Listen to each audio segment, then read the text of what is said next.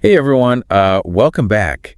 Have you ever been in a conversation where you completely disagree with someone, but you don't want to, cause a scene? Oh, yeah, for sure. Today we're going to deep dive into the art of agreeing and disagreeing politely in English. Nice. Our source material is this really cool script for an instructional video. Okay, cool. And it's full of useful tips and tricks, whether you're, learning English or you've been speaking it your whole life. It's interesting, right? Because even as a native speaker, sometimes those conversations can get really tricky. Yeah, totally. I mean, how many times have you wanted to just blurt out, "You're wrong," but you can't? All the time. But yeah, this script emphasizes how direct disagreement can come across as rude in English-speaking cultures. It's all about saving face and being respectful, right? Exactly. So how do we do that? How do we disagree without, causing a diplomatic incident? Well, the script dives into a whole bunch of phrases and strategies. Okay. But what I think is most interesting is the psychology behind them. Ooh, tell me more. So, for example, when it comes to agreeing politely, there's actually a lot of nuance. Nuance, really. I just say, yeah, I agree. Right. But sometimes you want to express really strong agreement. Let's say you're brainstorming with colleagues and you want to build on an idea. Okay, yeah. So the script gives examples like, "I couldn't agree more," or "Absolutely, that's a fantastic idea." Oh, I see. It's like adding fuel to the fire. Yeah, totally. But then there are times when you might not be fully on board with an idea, but you don't want to shut down the conversation either. Right. And that's where more reserved agreement phrases come in. Like what? Give me an example. Things like, "I see your point," or "That's an interesting perspective." Okay. You're acknowledging their viewpoint without necessarily, fully endorsing it. Yeah, that makes sense. And then there's this whole other category of agreement phrases that I think are super interesting. Okay, what's that? They're all about agreeing with addition. So it's like saying yes and. Yes and. Oh, I get it. So you're adding your own perspective to the mix. Exactly. You could say something like, "That's true, and I'd also add that." Or, "I agree, but have you considered?" Oh, so it's collaborative. Exactly. Instead of just blindly agreeing or disagreeing. It's about taking that initial idea and building on it together. I like that. It's very constructive. Yeah. And it can be especially helpful in situations where you need to be, diplomatic. Right. But you still want to contribute your own thoughts. Okay, so we've talked about the art of agreeing politely, but what about the elephant in the room? Uh-oh, what's that? Disagreeing. How do we disagree politely without, starting an argument? Yes. Well, the script breaks down several strategies for disagreeing politely. Okay, cool. And one of the most effective, I think, is the art of softening the blow. Softening the blow, what does that mean? It's all about using phrases that acknowledge the other person's perspective before presenting your own. So instead of just blurting out, "You're wrong," you could say. You could say something like, "I understand your perspective, but..." Okay. Or, "I see where you're coming from, however." These phrases create a sense of empathy and respect. Gotcha. Before you, introduce your differing viewpoint. Yeah, that makes sense. It's like building a bridge instead of putting up a wall. I like that analogy. The script gives a great example. Okay, what is it? Imagine someone says, "Everyone should work at the office full time."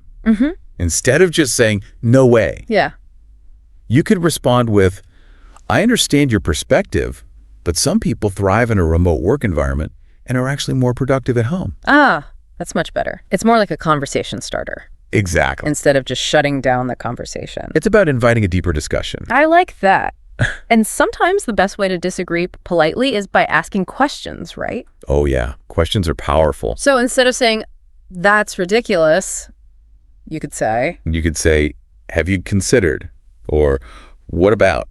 Oh, okay. So you're encouraging them to think about it from a different angle? Exactly. Yeah. Let's say someone says, "Social media is just a time waster." Okay. Yeah. Common complaint these days. Instead of dismissing their opinion, you could ask, "Don't you think it can also be a powerful tool for connecting with people and building communities?" Oh, that's good. You're not saying they're wrong, but you're nudging them to consider a different aspect of it. Precisely. It's about turning a potential argument into a shared exploration of ideas. And sometimes that involves suggesting an alternative viewpoint altogether, right? Right. So if someone says this movie was terrible, you could respond with, You could say, "That's an interesting point, but I thought the cinematography was breathtaking." So you're acknowledging their opinion while offering a different perspective. Exactly. Like, we might not agree on the plot, but can we at least appreciate the visuals? Right. It's about finding that common ground, even amidst different opinions. So it's not just about being polite, it's about understanding like the deeper dynamics of human interaction. I think so. This is so fascinating. It is right. I feel like I'm already learning so much. Yeah, me too. It's like we're building a toolbox for navigating those tricky conversational moments. Speaking of tools, there's one more strategy the script highlights that I think is really interesting. I get, what is it? Remaining neutral. Neutral. So like not taking sides. Exactly. Sometimes the best approach is to simply acknowledge the validity of both perspectives. Oh, okay. I think without necessarily aligning yourself with either one. that makes sense.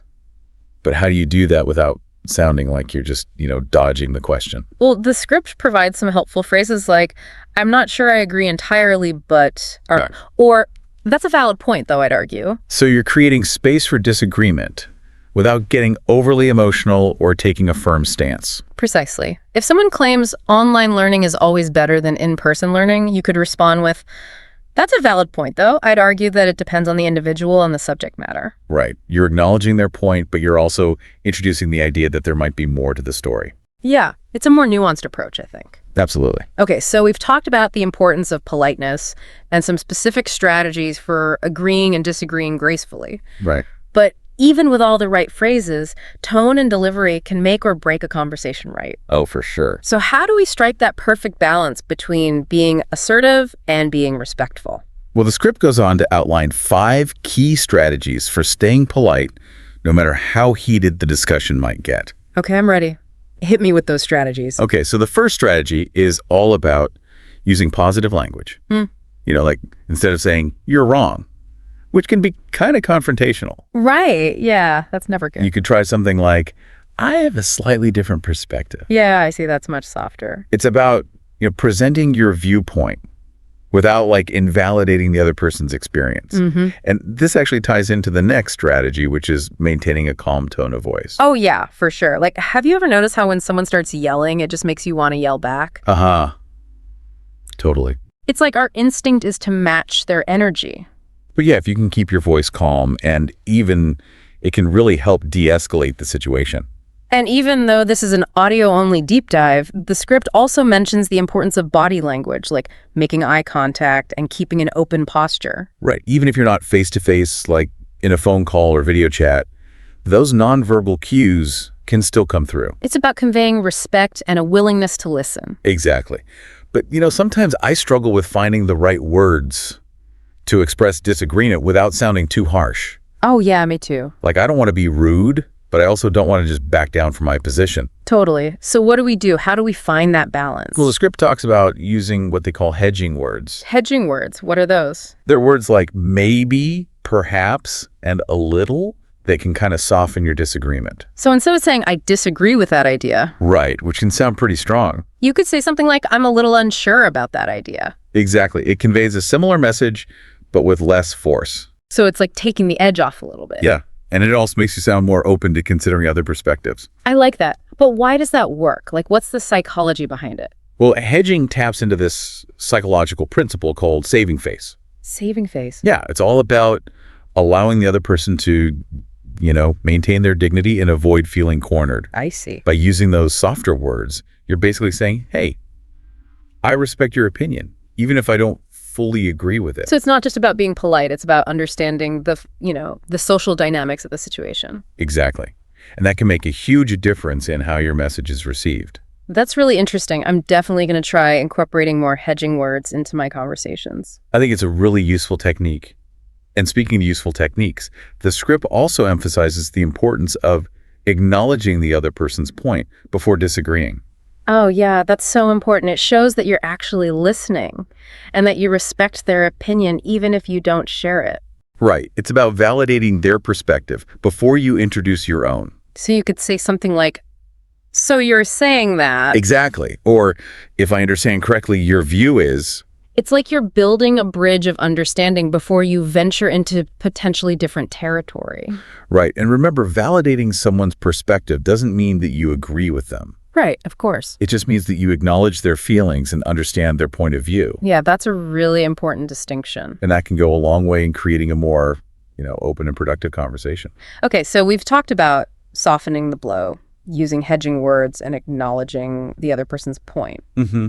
What else? Well, the last strategy the script mentions is to end on a positive note, even as you haven't, reached complete agreement. Oh, yeah, for sure. Like, you don't want to just storm off in a huff. Right. It's about leaving the door open for further discussion and maintaining a sense of goodwill. So how do we do that? What are some good phrases to use? You can say something like, "We might have different opinions on this, but I appreciate you sharing your thoughts with me." Oh, that's nice. Or, "It's been great discussing this with you, even though we don't see eye to eye on everything." Yeah, I like that. It keeps the conversation from ending on a sour note. It's about preserving the relationship, even in the midst of differing viewpoints. Because ultimately, that's what matters most, right? Exactly. Relationships are more important than always being right. Okay, so we've covered a lot of ground here, but how do we put all of this into practice? Well, that's where the rubber meets the road. Haha, I love that saying. The script actually provides some helpful practice scenarios Oh, cool. that allow you to, apply these techniques in various situations. So it's like a chance to test drive all these strategies before you hit the real world. Exactly. The scenarios cover a variety of situations, ranging from casual conversations with friends to more formal settings like meetings. Okay, let's try one. Let's say my colleague says, "I think we should prioritize work-life balance to improve employee satisfaction and productivity." How would I respond using these techniques? You could say something like, "I couldn't agree more. Prioritizing work-life balance is crucial for both employee well-being and overall team performance." Okay, so you're expressing strong agreement and reinforcing their point. Exactly. Now, what about a scenario where I need to disagree politely with a friend? Let's say my friend says, "Pineapple on pizza is the best thing ever invented." Oh boy, a classic debate. In this case, remember the principle of saving face. Right. So instead of saying, "That's disgusting," Yeah. you could use a hedging phrase like, "I see what you're saying, but I'm not a huge fan of pineapple on pizza myself." Yeah, that's much better. It's like you're acknowledging their opinion without making them feel bad. Right. And you can even add a bit of humor to lighten the mood, like, "Maybe we should agree to disagree on this one. How about we order half and half?" I love that. It's like, we can still be friends even if we have different pizza preferences. Exactly. But what about those trickier situations where you have to disagree with someone in like a professional setting? Oh, yeah. Those can be tough. Like, let's say you're in a meeting and someone suggests cutting costs by reducing employee training budgets. Ooh, that's a tough one. Right, because you want to be respectful of their opinion, but you also want to advocate for what you believe is best for the company. So how do you navigate that? You could say something like, "I understand the need to reduce costs, but I'm concerned that cutting training budgets could impact employee performance and morale in the long run." Okay, so you're acknowledging their point about cost reduction, but you're also highlighting the potential downsides of cutting training. Exactly. It's about finding that balance, between being honest and being diplomatic. And having a calm tone of voice like we talked about earlier. Oh, definitely. This is all so helpful. I feel like I'm finally starting to understand the art of polite disagreement. It's a skill that takes practice, but it's definitely worth it. It's not about avoiding conflict altogether. It's about approaching it with grace and respect, even when things get a little heated. Yeah, it's like we're learning a new dance. I like that analogy. Where we can move gracefully through these disagreements without, stepping on each other's toes. Exactly. And this deep dive has given us so many moves to practice. It really has. It's not just about sounding polite, right? Right. It's about creating a space where everyone feels heard and respected, even when, opinions clash. Well said. And what's really cool about these techniques? What's that? They can be applied in pretty much any situation. Like what? Give me some examples. Well, from casual conversations with friends to more formal settings like, business meetings or negotiations. Oh, yeah, for sure. And I've been thinking about how these techniques translate to the digital world, Interesting. Like, how do we apply these principles to online communication where it's so easy to misinterpret tone and intent? That's a great question. And it's definitely something to be mindful of because tone and nuance can get lost in text messages and emails and all that. Yeah, totally. So what can we do about it? Well, I think the first step is to be even more mindful of our language when we're communicating online. Okay, that makes sense. Like choosing our words carefully, avoiding sarcasm. Right. because things can so easily be taken out of context. Yeah, for sure. And maybe emojis can play a role too, right? Oh, yeah, definitely. Like a thoughtful emoji after a statement of disagreement could help to soften the blow. Exactly. It's about using all the tools at our disposal to communicate effectively. And remembering that even though we're interacting through a screen, there's still a real person on the other side. Absolutely. So as you navigate your next conversation, whether it's online or offline, remember the tools we've explored today. Right. Choose your words carefully, listen actively, and approach disagreements with, grace and a genuine desire to understand. Because at the end of the day, it's not about winning or losing an argument. Yeah, it's about connecting with each other Right. and building stronger relationships. Exactly. Well said. That's a great note to end on. I think so too. Thanks for joining us for this deep dive into the art of agreeing and disagreeing politely in English. It's been fun. Until next time, happy conversing, everyone.